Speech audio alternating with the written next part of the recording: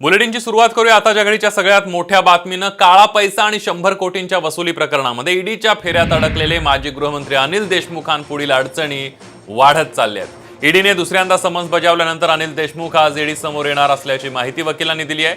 अनिल देशमुखांआधी त्यांचे वकील ईडी कार्यालयामध्ये पोहोचले आणि त्यांनी पत्राद्वारे देशमुखांना व्हिडिओ कॉन्फरन्सिंगद्वारे जबाब नोंदवू देण्याची विनंती केली आहे। दरम्यान अनिल देशमुखांशी चर्चा करून पुढील रणनीती ठरवणार असल्याचं वकिलांनी स्पष्ट केलं आहे।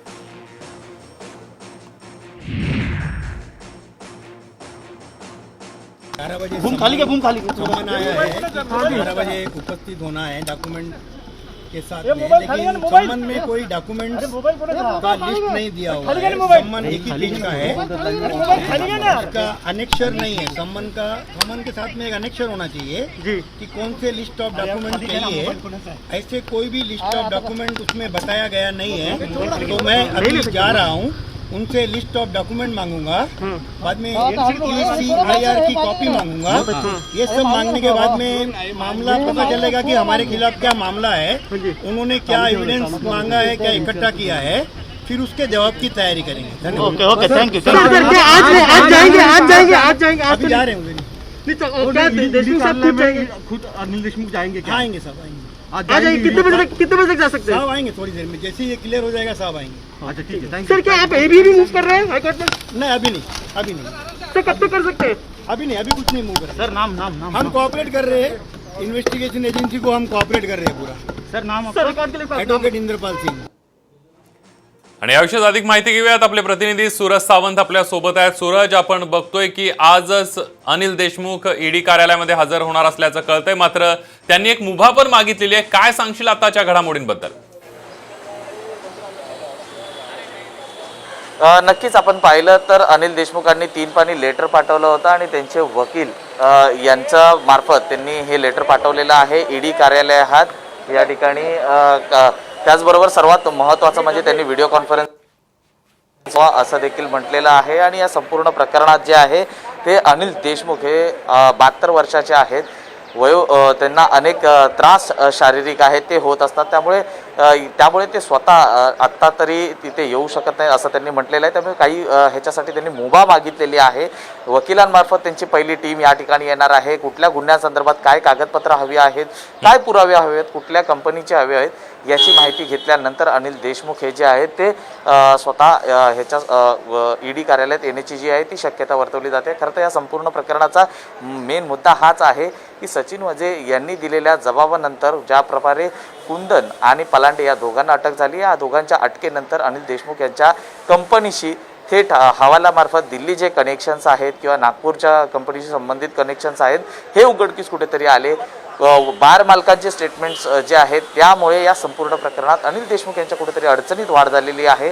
त्यामुळेच मागची जी सुनावणी होती, जी चौकशी करण्यात होती ती कुठेतरी टाळण्यात आली आणि आत्ताची जी आहे ती टाळण्यात येते का यासाठी अनिल देशमुख खरं तर प्रयत्न करत असल्याचं आत्ता तरी दिसतंय। मात्र चौकशीला ते सामोरं जाणार आहेत असं त्यांनी स्वतःहूनच समोर येऊन सांगितलं होतं।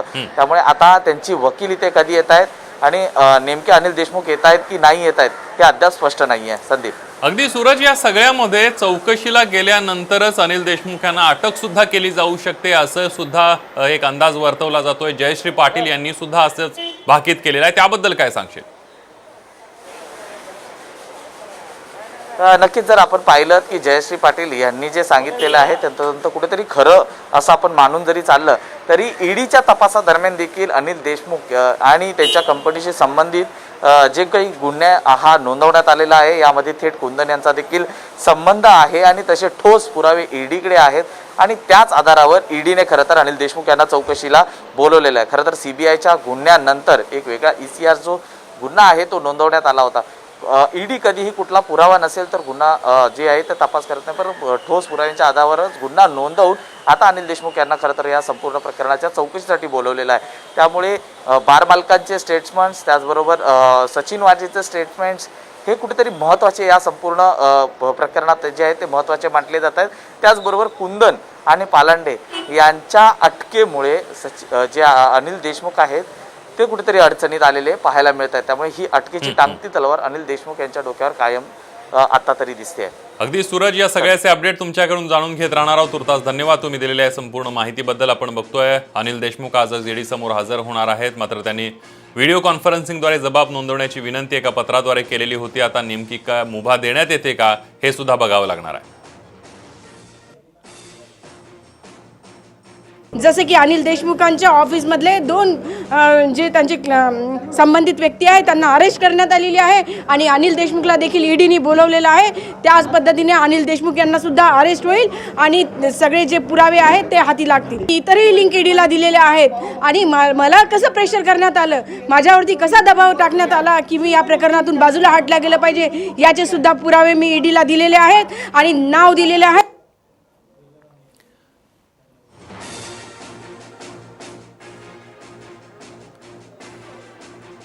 आपण बघतोय की जयश्री पाटील यांनी सुद्धा प्रतिक्रिया दिलेली आहे. चौकशीतून सर्व धागेदोरे उघड झालेत. आपण तक्रार केल्यामुळे आपल्याला कशा प्रकारे धमकवण्यात आलं याची सुद्धा माहिती ईडीपर्यंत पोहोचवल्याचं जयश्री पाटील यांनी म्हटलेलं आहे. त्यामुळे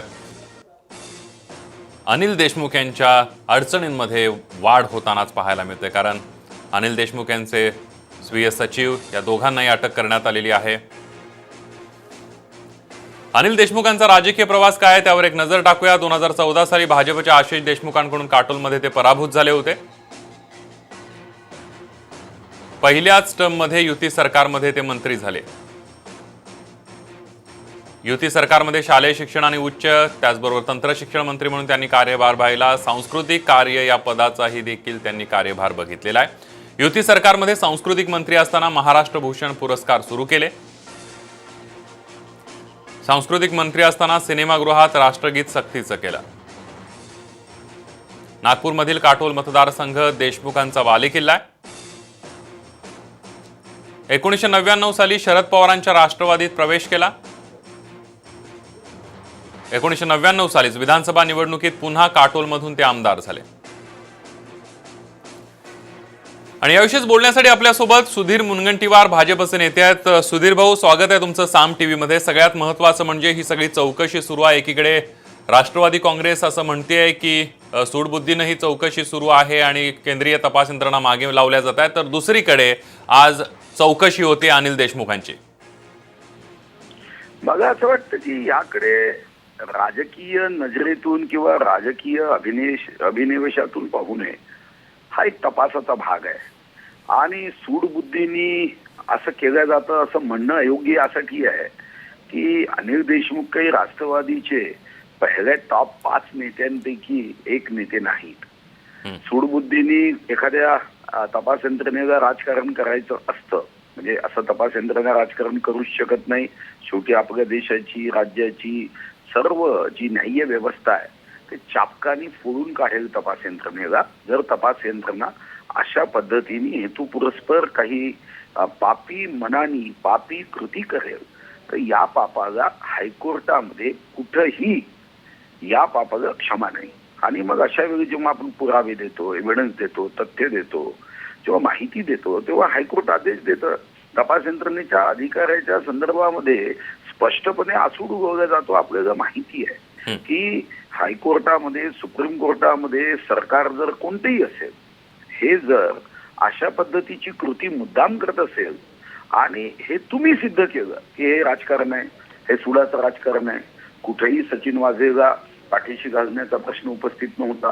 कुठेही सचिन वाझेला आम्ही आपल्या बंगल्यावर वारंवार बोलवलं नाही, कारण शेवटी मंत्री काही एखाद्या एपीआयला बोलवत नाही साधारणतः, आणि एखाद्या वेळी एपीआयला बोलवलं तरी वारंवार बोलवत नाही. आपल्याला बोलवायचं असेल तर पोलीस आयुक्तांना बोलवतो किंवा पोलीस महासंचालकांना बोलवतो किंवा अतिरिक्त मुख्य सचिव गृहाला बोलवतो. त्याची घेतली आहे इंद्रजीतची. क्या कैच है राकेश भाई, क्या कैच था वो. अगर कैच नहीं होता तो असे शब्द वापरण्याचं काहीही कारण नाही. आपण जर निर्दोष आहोत तर 100% तुमचं निर्दोषत्व सिद्धच होईल. या देशामध्ये कोणी माईचा लाल जबरदस्तीने एखाद्याला त्रास देऊ शकत नाही. काही क्षणाकरता, काही दिवसाकरता हा त्रास होऊ शकतो, पण हायकोर्ट नंतर त्रास देणाऱ्यांना सबक शिकवते. त्यांना अगदी राहायची सुधीर इच्छा भाऊ दुसरा एक महत्वाचा प्रश्न असा आहे की पहिल्या समन्सच्या वेळेला अनिल देशमुख हजर झाले नाही, दुसरी समन्स बजावल्या आज हजर होणार होते, मात्र त्यांनी पत्र लिहून व्हिडिओ कॉन्फरन्सिंगद्वारे चौकशी करण्याची मागणी केलेली आहे. आपल्या वयाचा विचार करावा आणि अशी विनंती सुद्धा केली आहे. कुठेतरी चौकशीला बगल देण्याचा प्रयत्न होतोय का असं वाटतंय?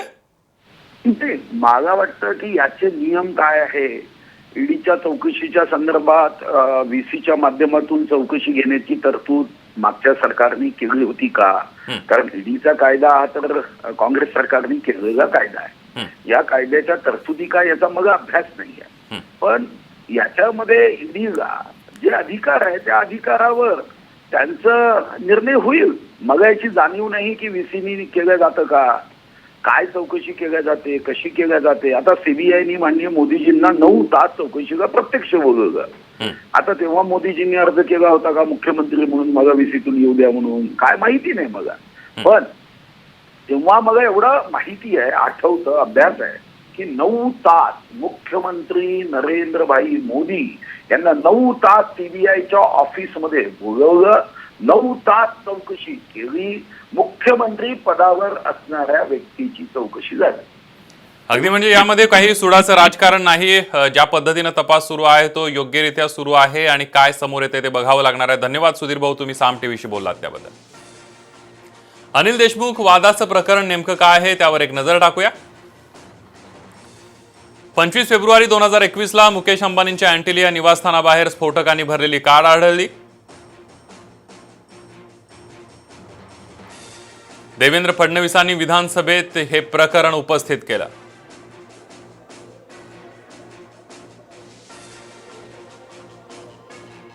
घडामोडींमधून अँटिलिया स्फोटक प्रकरणाचे धागेदोरे गुन्हे शाखेतील अधिकारी सचिन वाझेपर्यंत पोहोचले. सचिन वाझेनंतर प्रकरणामध्ये पोलीस आयुक्त परमबीर सिंह आणि अनिल देशमुखांचा उल्लेख झाला. 20 मार्च रोजी मुंबईचे तत्कालीन पोलीस आयुक्त परमबीर सिंहांनी मुख्यमंत्र्यांना पत्र लिहिलं.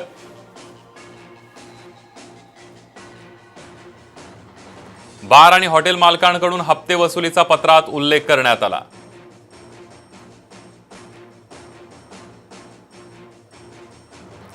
सचिन वाझे प्रकरणी बदलीनंतर परमबीर सिंहांनी लेटर बॉम्ब टाकला आणि त्यानंतर या खऱ्या अर्थानं चौकशीला आणि प्रकरणाला सुरुवात झाली. प्रकरणात मुंबई उच्च न्यायालयाच्या आदेशाने 5 एप्रिल रोजी गुन्हा दाखल झाला.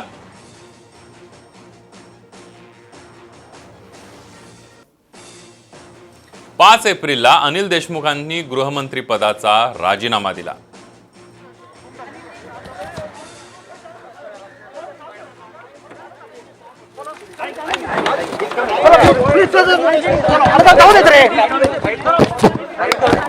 He's cooperating to the agency. काय झालं, किती वेळ द्यायचं? 15-20 मिनिट झालं ना.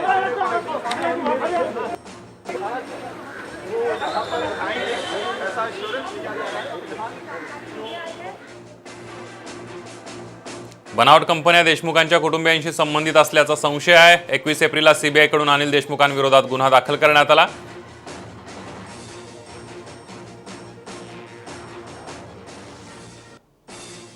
सीबीआयची छापेमारी देशमुखांच्या 2 पीएंना सुद्धा चौकशीसाठी ताब्यात घेण्यात आलं. 30 एप्रिलला सीबीआय न्यायालयात तपासाचा प्राथमिक अहवाल सादर झाला.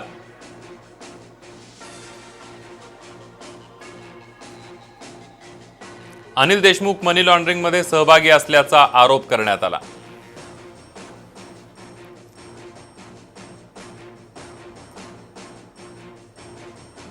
बदली आणि बार मालकांकडून पैसे घेण्याच्या गैरव्यवहारामध्ये सहभागी असल्याचा ईडीचा आरोप आहे. आपण बघितले की आताच ईडी कार्यालयामध्ये अनिल देशमुख यांचे वकील पोहोचलेले आहेत. थेट जाऊयात, आपले प्रतिनिधी सूरज सावंत आपल्या सोबत आहेत. सूरज, अनिल देशमुख यांचे वकील आता ईडी कार्यालयामध्ये पोहोचलेले आहेत, काय आताचे अपडेट आहेत? नक्कीच अनिल देशमुख यांचे वकील जे आहेत ते ईडी कार्यालयात पोहोचलेले आहेत आणि ते पुन्हा एकदा निवेदन देऊन वेळ मागून घेणार आहेत. खरं तर अनिल देशमुख यांनी त्यांच्या 3 पत्रामध्ये या संबंधित गुन्ह्यांची जी EPCR जो गुन्हा नोंदवला जातो त्याची माहिती मागून घेतलेली आहे, कुठल्या गोष्टींचे पुरावे आहेत याची माहिती मागून घेतलेली आहे. त्याचबरोबर आता त्यांचं वय वर्ष 72 आहे, त्यामुळे अनेकांच्या संपर्कात या चौकशी दरम्यान ते आलेले आहेत. या संपूर्ण जी कारणं देत अनिल देशमुख यांनी तुर्तास तरी पुन्हा एकदा ईडीकडे वेळ मागितलेली आहे. त्याचबरोबर व्हिडिओ कॉन्फरन्सिंगद्वारे ते या चौकशीला सामोरे जाण्यास देखील तयार आहेत, हे देखील स्पष्ट केलेले आहे. त्यामुळे आता त्यांनी जी वेळ मुदत मागून घेतलेली आहे, त्यांचे वकील आता नुकतेच ईडी कार्यालयात गेलेले आहेत. आता तिथे ईडी कार्यालयात नेमकी ईडीचे अधिकारी काय म्हणतात, त्यांना पुन्हा चौकशीसाठी सामोरे जावं लागतं का, हे सगळं खरं तर पाहणं महत्त्वाचं आहे. कारण या संपूर्ण गुन्ह्यात एका मागे एक लिंक जोडलेली गेली आहे. कारण जे कुंदन आणि बरोबर पालांडे या दोघांनी जे यांचा सहभाग जो समोर आलेला आहे, ज्या कंपन्यांमध्ये जे शिल्ड कंपन्या आहेत त्यांचा जो सहभाग निश्चित आलेला आहे, हा थेट कुठेतरी अनिल देशमुख यांच्याशी जोडले गेलेला आहे. तर दुसरीकडे आपण पाहिलं तर सचिन वाजे याच्या जबाबात देखील अनिल देशमुख यांना मी थेट संपूर्ण प्रकारे माहिती देत होतो आणि त्यांचे मार्गदर्शन घेत होतो असं देखील सचिन वाजे यांनी म्हटलेलं आहे. त्याचबरोबर वाजे यांना देखील 40 लाख रुपये जे आहेत ते गुड ह्याच्यामुळे मिळाले होते या संपूर्ण प्रकरणामध्ये. त्यामुळे गुडलकमुळे जे मिळालेले पैसे आहेत याचा थेट कुठेतरी संबंध अनिल देशमुख यांच्याशी जोडलेला गेलेला आहे. त्यामुळेच या संपूर्ण प्रकरणात अनिल देशमुख यांचा पाय कुठेतरी कोलावर अटकलेला दिसत आहे आणि त्यांच्या डोक्यावर जी आहे ती अटकेची टांगती तलवार आहे. त्यामुळे आता या संपूर्ण प्रकरणात अनिल देशमुख हे आता त्यांचे वकील सांगतायत की ते चौकशीला सामोरे जाणार आहेत. मात्र आता चौकशीला सामोरे जाणार आहेत का हे देखील पाहणं खूप महत्त्वाचं ठरणार आहे. कारण सूत्रांनी दिलेल्या माहितीनुसार या संपूर्ण प्रकरणात पुन्हा एकदा अनिल देशमुख यांना वेळ मागू शकतात ते, किंवा या चौकशीला देखील ते सामोरे जाणार नसल्याचं देखील सांगितलं जात आहे. मात्र जो निर्णय आता येऊ शकतो किंवा जे आता वकील सांगू शकतात त्यांना ईडीचे अधिकारी काय सांगतात हे खरं तर पाहणं खूप महत्त्वाचं ठरणार आहे. अगदी सूरज, या सगळ्यामध्ये आता ईडी वेळ वाढवून देते का हे बघावं लागणार आहे. मात्र अनिल देशमुख हे चौकशीला येणार आहेत की नाहीत हा प्रश्न आता उपस्थित केला जातोय, त्याबद्दल काय सांगशील?